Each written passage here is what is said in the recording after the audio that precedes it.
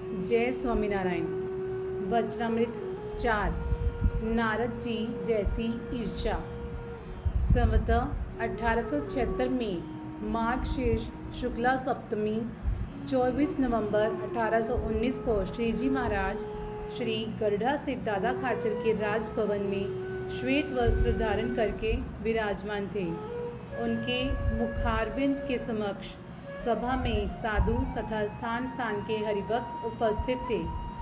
उस समय श्री जी महाराज ने कहा कि भगवान के भक्तों को परस्पर ईर्ष्या नहीं करनी चाहिए। तब आनंदानंद स्वामी जी बोले कि हे महाराज, ईर्ष्या तो रहती है, पर इस पर श्री जी महाराज ने कहा, यदि ईर्ष्या ही करनी है तो वह नारद जैसी होनी चाहिए।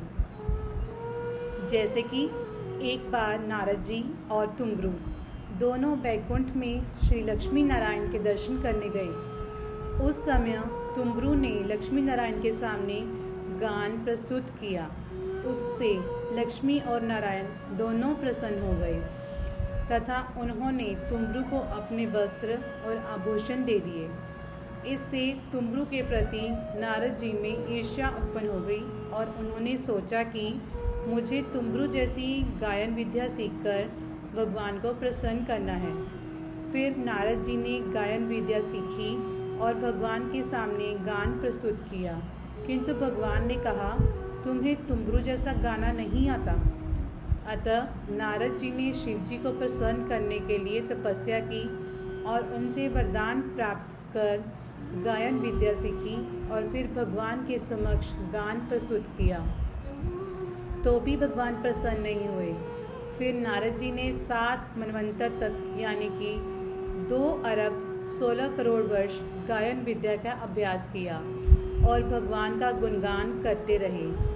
फिर भी भगवान प्रसन्न नहीं हुए।